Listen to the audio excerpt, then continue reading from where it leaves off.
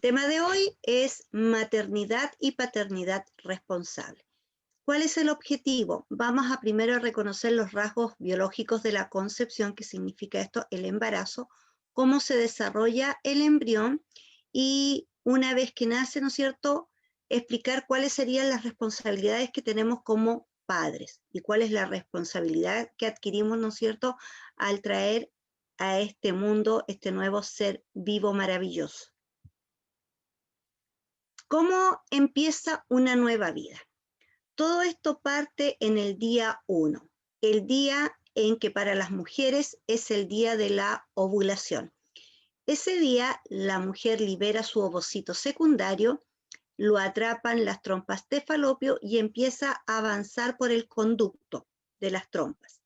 Por otro lado, el varón depositó su semillita, el espermatozoide, millones de espermatozoides, ¿no es cierto?, que van a ir al encuentro desde el canal vaginal, pasando por el útero, llegando a las trompas de falopio y poder ubicar a este ovocito. ¿Por qué esta cantidad de espermatozoides? Uno, porque el canal vaginal es un medio ácido que puede destruir a estos espermatozoides y ya van disminuyendo. Luego, como tenemos dos trompas de falopio, dos ovarios, el espermatozoide no sabe hacia dónde tiene que ir, por lo tanto, un grupo de ellos se va a separar y el otro va a continuar por vías distintas, y un grupo de ellos, ¿no es cierto?, va a encontrar a este ovocito secundario y lo va a fecundar. ¿Dónde ocurre la fecundación? Aquí en la trompa de falopio, a esta altura. Se une el espermatozoide con el ovocito y ese proceso se llama fecundación. Y ese es el día 1.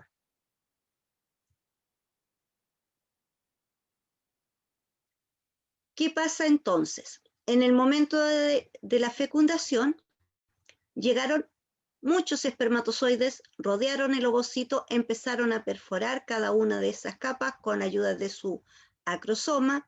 Los que llegaron primero se agotan, se cansan, hacen retirada, los demás atrás continúan, hasta que en un minuto ingresa uno.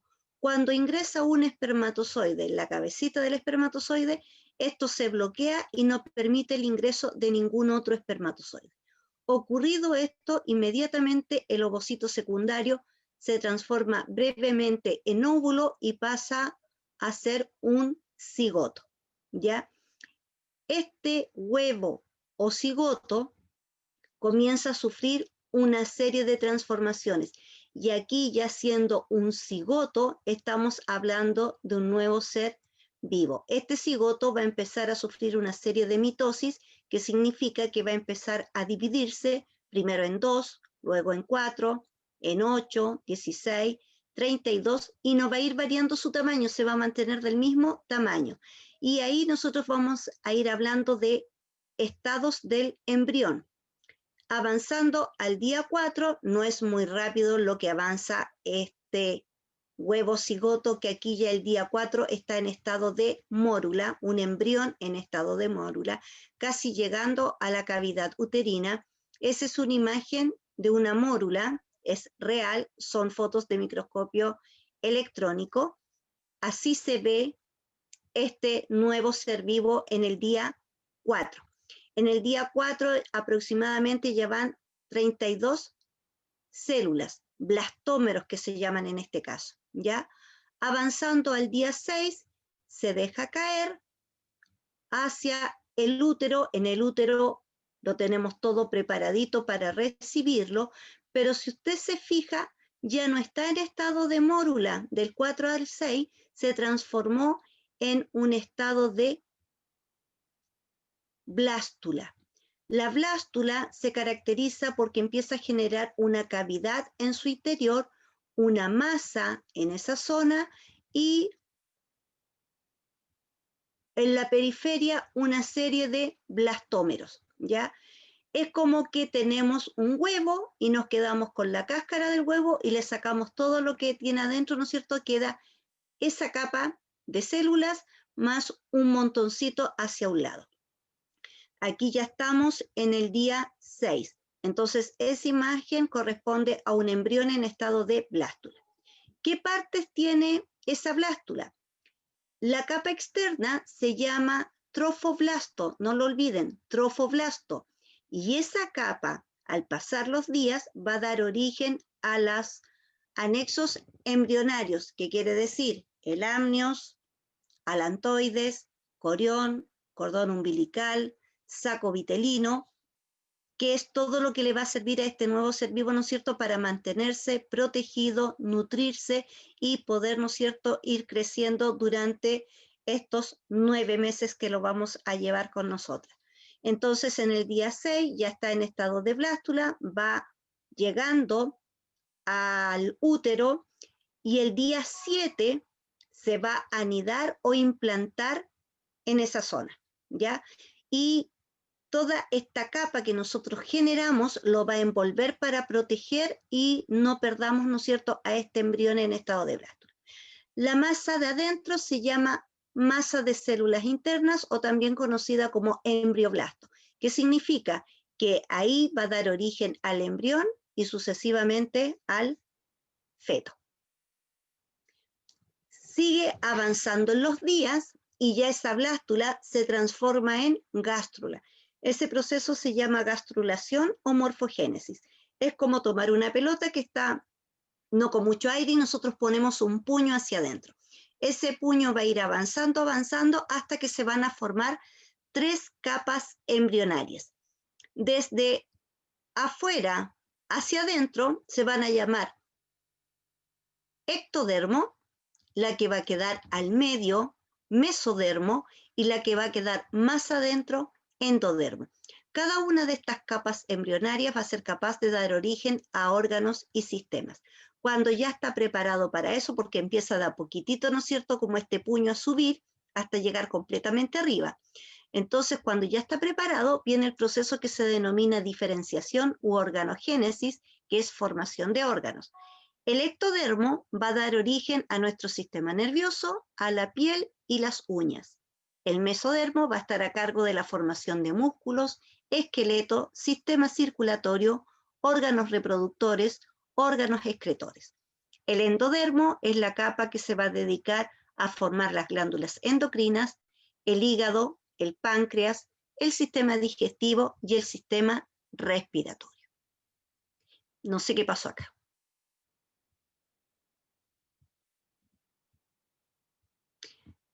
Los anexos embrionarios, a medida que va avanzando, ¿no es cierto?, porque los primeros días lo cubre nuestro endometrio para protegerlo, pero luego se empiezan a formar estos anexos embrionarios. Nosotros en la fotografía vemos que en la parte de arriba está la placenta, de la placenta nace el cordón umbilical, la bolsita se llama amnios, el líquido en su interior es el líquido amniótico. ¿Qué función tienen estos anexos embrionarios? Son estructuras que van a proporcionar protección, los nutrientes, la humedad necesaria y van a permitir, ¿no es cierto?, que el embrión también libere sus desechos. Estos anexos embrionarios están a cargo, a medida que va creciendo nuestro embrión. Por ejemplo, la mamá se nutre, esos nutrientes van a pasar a la placenta. De la placenta, como vemos ahí cuando está pequeñito y todavía no tiene una forma de humano, va a pasar al cordón umbilical y del cordón umbilical este embrión se va a estar alimentando. Pero a través del cordón umbilical también va a fluir la sangre, van a fluir los líquidos y por ahí a través del cordón también van a salir los desechos. El embrión, mientras esté en nuestro interior y en este líquido, no va a respirar. Es más, en sus fosas nasales tiene unos taponcitos. Entonces, ¿qué vemos aquí en estos trimestres de embarazo? Ya, ¿no es cierto?, están funcionando los anexos embrionarios. Acá se forma la región que se llama antero-posterior, la colita, que al principio nos parecemos a muchos otros seres vivos en este estado, que tienen una colita, una cabeza y el eje antero-posterior. Esto me va a delimitar a dónde va la cabeza, por dónde van a salir, ¿no es cierto?, los bracitos y luego acá las piernas. A medida que pasan los días, ya va tomando más forma y se empieza a desarrollar más la cabeza. Se ve ya, ¿no es cierto?, un sistema circulatorio, un corazón que se está formando y podemos empezar a escuchar los latidos de este embrión. Pasado ya el tercer mes, deja de llamarse embrión y empezamos a llamarlo feto. Ahí ya tiene unos 3 centímetros, unos 10 gramos. La mamá todavía no se le nota el vientre, ¿no es cierto? Nadie se da cuenta que está embarazada. Y hay algunas mujeres que al tercer mes todavía ni siquiera saben que están embarazadas porque tienen menstruaciones falsas, ya algunas, no todas. Entonces, lo más importante en el primer trimestre que se forma este eje antero-posterior que va a decir en dónde van a estar ubicadas la cabeza, las extremidades y después van a ir los órganos. En el segundo trimestre ya todos los órganos están desarrollados, no quiere decir que ya están todos funcionando, sino que ya están todos desarrollados y falta ahora que empiecen a funcionar. Acá ya se empieza a notar, ¿no es cierto? El útero va creciendo, ya se ve el vientre de la mujer embarazada, va a medir este nuevo ser 30 centímetros y ya va a tener una masa de 1 kilo. Si usted mira, ya tenemos la cabeza bien formada. Están las cuencas o las órbitas donde van a ir, ¿no es cierto?, los globos oculares. Ya vemos acá la extremidad superior y tiene como los patitos, ya tiene tejido interdigital que se llama, todavía no están separaditos. Aquí ya se está haciendo, ¿no es cierto?, el esbozo para dónde van las piernecitas de este nuevo ser. Acá nosotros ya estamos hablando, ¿no es cierto?, de feto. Y en el tercer trimestre terminan de madurar los órganos, los sistemas, empiezan a funcionar, pero lo último que termina en madurar son los pulmones. Hay mucho tejido adiposo bajo la piel para darle protección, para mantenerlo, ¿no es cierto?, con calorcito, porque para eso sirve el tejido adiposo. Y ya, obviamente, desde el cuarto mes comienzan algunos movimientos y ya aquí se siente como en casa, cambia de posición, muchas veces ya se ubica en la posición como si fuera a nacer, vuelve a girar, empiezan las pataditas, está escuchando, por eso que es importante hablarles, hacerles escuchar música, porque él ya está escuchando. Empieza el reflejo de succión cuando se lleva la mano a la boca, por eso que cuando ellos nacen y se acercan al pecho, inmediatamente succionan. Es un reflejo con el cual nacen. Entonces, sigue creciendo, aumentando de tamaño. En el sexto mes no es tan viable, ¿no es cierto?, su nacimiento porque falta que terminen de madurar el sistema nervioso, los pulmones. Pero con la tecnología de hoy en día, sí, ¿no es cierto?, en incubadoras puede terminar de crecer, de desarrollarse y de que maduren estos pulmones, que eso es lo principal en la vida de este nuevo ser. Ya en el séptimo mes podríamos dar a luz sin ningún problema, ya es viable. Falta, ¿no es cierto?, que termine de crecer, nace con todo el lanugo, que eso ya termina de salir al noveno mes, pero ahí nace con todo el lanugo, que es protección. Y ya llegando al noveno mes, está midiendo 45 a 50 centímetros. Hay otros bebés que ya vienen casi criados, dicen las mamás, más grandecitos, con más kilitos. Llegando ya al noveno mes, empieza el trabajo de parto. ¿Qué pasa acá? Empieza lo que se llama la dilatación. Eso demora entre 8 a 12 horas. El bebé, bueno, cuando nace se llama bebé, aquí todavía se llama feto, se pone en posición, se empiezan a sentir las contracciones, empieza a actuar otra hormona, que es la relaxina, que va a ayudar a dilatar la salida, ¿no es cierto?, del canal vaginal, y la oxitocina va a ir generando cada vez contracciones más seguidas. Y va a llegar un momento que se le llama romper aguas, que significa, ¿no es cierto?, que se rompe la bolsa y cae el líquido amniótico. Significa que ya estamos a punto de dar a luz. Siguen funcionando estas dos hormonas. Cuando ya el bebé, ¿no es cierto?, empieza a asomar la cabecita por el canal vaginal, el doctor empieza a pedir que la mujer empiece a pujar cada vez más fuerte, hace un movimiento, ¿no es cierto?, de hombro, que es la parte más ancha del bebé, para que pueda salir sin ningún problema. Y lo primero que se hace es sacar primero los tapones de la nariz, luego cortar el cordón umbilical, y ese llanto no es un llanto porque se asustó, sino que con ese llanto por primera vez llena sus pulmones con aire. Es como una inhalación profunda y de ahí nunca más los pulmones dejan de tener aire, ¿ya? Entonces tenemos que sacar esos tapones que lo estuvieron protegiendo mientras estuvo dentro con el líquido amniótico.